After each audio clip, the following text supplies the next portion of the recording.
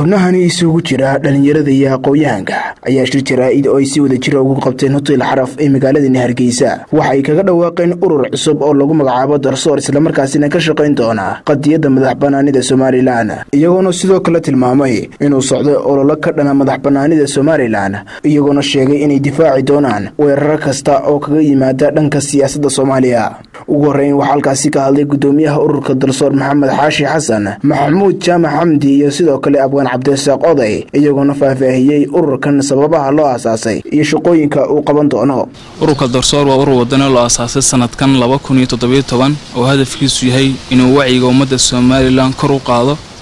dhinaca arrimaha danta guud ee wadaniyada ururka Darsoor guud ahaan wuxuu ka kooban yahay 760 xubnood oo dhamaantood ah miidii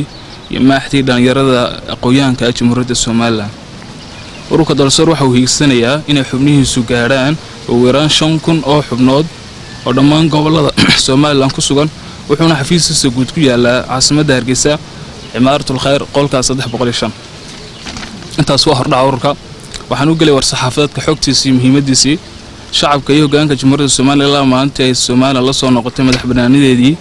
ka luntay 1960 isla markaana ay la soo noqotay 1990 waxay go'aansadeen inaanay faragelin arrimaha u gaarka ah khuseeya dawladdii aynu madaxbannaanideena kala soo noqonay ee Soomaaliya inkastoo shacabka Soomaaliland uu ahaa dacalka dulmana loo geystay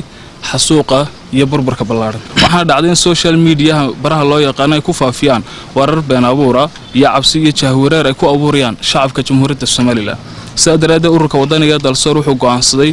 inuu maanta daahfuro olole ballaaran oo wajigiisu koowaad yahay kan halkan maanta u fadhino shacab yahow wanaagsan oo goobta hadad hore u tiri anagu xamar dooni mayno xumaan u geysan mayno adigoo lagu geystay dib badan haddaba ogsoono maanta in kuwii hore ku dhibay ay maanta isu diyaarinayaan inay mar labaad masiirkaaga mustaqbalkaaga ay ka baabiyaan sida uga shacabka Soomaaliland waxaan leenahay hal baraarugo hana loo midoobo qarannimada iyo wadajirka Jamhuuriyadda Soomaaliland laba olole ballaaran ayuu ururku maanta laga bilaabo ka sameeyaa social media wax loo yaqaano saawgeed dhammaan shacabka Soomaaliland waxaan ka codsanaynaa inay baraha ama deegaaladan ku leenahay sida Facebook iyo YouTube-ka ay kala socdaan xogahan soo galino isla marhaanta ay ka qayb qaataan xukuumadda Jamhuuriyadda Soomaaliland waxaan aad uga codsanaynaa inagu gacan qabato taageero xoog iyo xoolaba leh isla marhaantana ay ku daraan howlfudeydin saan u awoodno inaan ololahan u gaarsiino dhammaan gobolada Jamhuuriyadda Soomaaliland isla markaana aan kor ugu tagno aan ka hortagno weerarada qaawan inaga soo socda madaxda Muqdisho artuuqdaha carsoo jeestadii la jalcala saaray wixii caga jugleynaya ahaa juliskiya cayda jirxuyo wixii la igu dhisaa kooma jeedo jujuubku ma cabaan oo shimbiro jaahil baa tahay mar labaad miyaa la igu jiqi jaraskii aan yaalay gobonimada waa loo jarwacay loona jiid go'ay jihaad iyo dhib baa loo mariyo jaxar colaadeed jabhad iyo kul baa loo galiyo jaan kasto adaga jamjamay ku timid awgayo waan soo jabaye sidii laba dal oo jaara oo nabad ku joogtowda ayaabaan jantay meela jagi waa jannaya nuur mise waan isjiijiidanaa maba jaqowdaan maanta kadib haddii aan la yiraahdo waan u taaganahay difaaca qarannimada Soomaaliland waxaan leenahay markaa shacbi wanaag Soomaaliland iyo dhalinyarada arrinta isu keenkeena madal furan isu keenkeena doodo isu keenkeena sayno arrimaha loobi culus oo waliba xarfadaysan oo aan caadifad ku salaysan aqoon ku salaysan aynu uga jawaabi lahayn taas hayno ahaato ayaan leenahay dhammaan dhalinyarada Soomaaliland